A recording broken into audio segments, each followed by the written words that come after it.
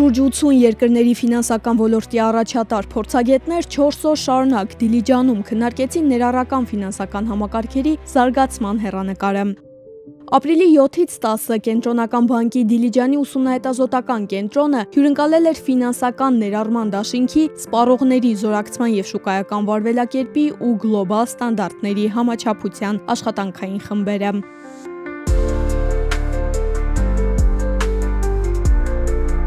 Welcome you all.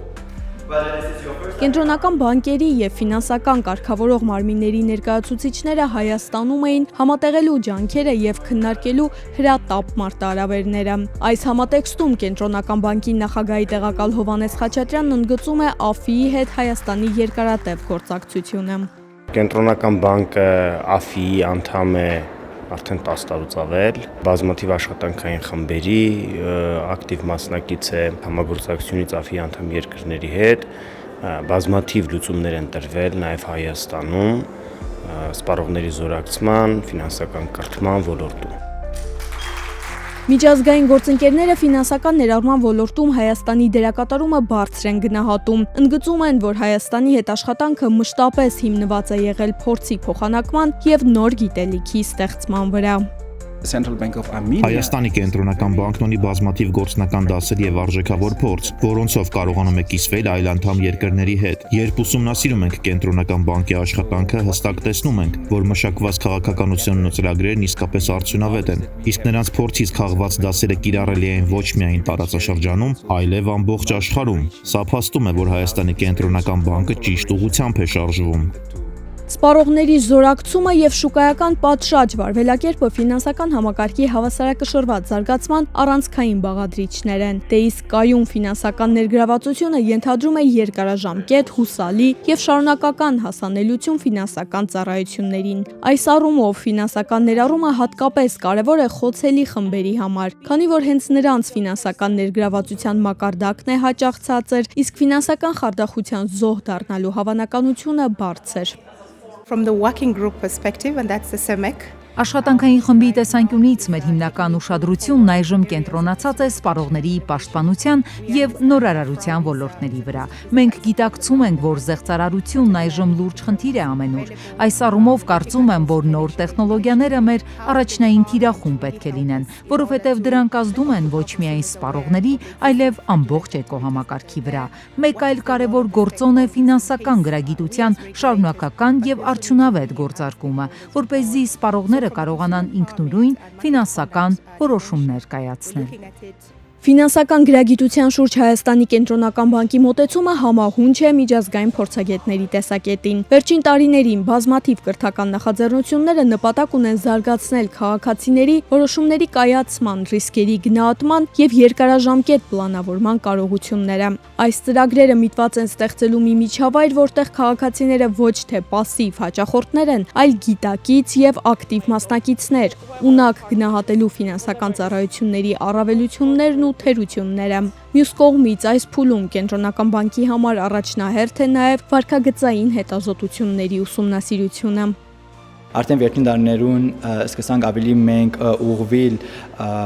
վարքագծային հետազոտության վրա,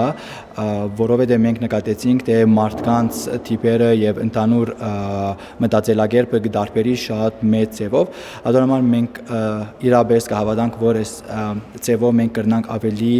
արդյունավետ միջոցառումներ եւ արդյունավետ կարգեր օրենքներ արձագանքել դարբեր ձևերով, որովհետեւ մեր հատվածը ֆինանսական հատվածը ավելի գայուն լինի։ Դիլիջանում անցկացված աշխատանքային խմբերի հանդիպումը կարևոր քայլ էր ֆինանսական ներառման գլոբալ ջանքերում։ Ներառական ֆինանսական համակարգը թույլ է տալիս բոլորին, անկախ եկամտից, սեռից, տարիքից կամ աշխարհագրական դիրքից, օգտվել ֆինանսական ծառայություններից։ Այս առումով տեխնոլոգիական զարգացումը ոչ միայն հնարավորություններ, այլև մարտահրավերներ է առաջ բերում։ Մենք տեսնում ենք, որ զարգանալով ֆինանսական ծառայությունները նաև բերում են խնդիրներ կապված զեղծարարությունների հետ, խնդիրներ կապված պարտավորությունների գերծանրաբեռնվածության, սպառողների, մանավանդ ֆիզիկական անձ վարկառուների դեպքում, եւ մենք պետք է մշակենք այնպիսի ճկուն աշխատող ռեալ կյանքում մեխանիզմներ, որպեսզի առանց ֆինանսական ծառայությունների շուկան խոչընդոտելու, առանց արհեստականորեն դանդաղեցնելու, դժվարեցնելու վարկավորման process-ները, միևնույն ժամանակ զերծ պահենք մարդկանց խարդախություններից։ Զարգացող երկրների համար չափազանց կարևոր է գլոբալ ստանդարտների համաչափության սկզբունքը։ Սա նշանակում է միջազգային չափանիշների ճկուն կիրառում հաշվի առնելով տվյալ երկրի առանձնահատկությունները։ Զարգացող երկրների համար գլոբալ ստանդարտների ուղիղ ներդրումը հաճախ անհաղթահարելի բեռ է դառնում սահմանափակ ռեսուրսների, կադրային ներուժի եւ սուղ տեխնիկական կարողությունների պայմաններում։ Համաչափության սկզբունքը թույլ է տալիս պահպանել ստանդարտների հիմնական նպատակը, միաժամանակ հարմարեցնելով դրանց իրականացման մեխանիզմները տեղական առանձնահատկություններին։ Of course, the first challenge Առաջին հերթին զարգացող երկրները բախվում են սահմանափակ ռեսուրսների խնդրին։ Այս երկրները սահմանափակ հնարավորություններ ունեն, ոչ բավարար մարդկային եւ ֆինանսական միջոցներ, միջազգային ստանդարտները լիարժեք իրագործելու համար։ Բայց երբ գլոբալ ստանդարտները ներդրվում են ճկուն եւ համատեքստին համապատասխան ձևով, զարգացող երկրների համար ստեղծվում է հնարավորություն հաշվի առնել տեղական միջավայրը, բայց եւ պահպանել սկզբունքների հիմնական էությունը։ Ես ակնկալում եմ, որ այս օրերին երկու աշխատանքային խմբերի գործակցության արդյունքում կձևավորվի ընդհանուր հիմք, որը կուղղորդի յուրաքանչյուր խմբի հետագա գործունեությանը։ Դիլիջանի ուսումնահետազոտական կենտրոնում միջազգային ֆինանսական ներառման առաջատար փորձագետների, քաղաքականություն մշակողների եւ կարգավորող մարմինների ներկայացուցիչների աշխատանքային հանդիպումը գործակցության առանցքային քայլ էր ներառական ֆինանսական համակարգերի գլոբալ առաջխաղացման ուղղությամբ։ Հայաստանը շարունակում է ունենալ իր կարևոր դերակատարումը կիսվելով սեփական փորձով եւ միաժամանակ կիրառելով միջազգային լավագույն փորձը։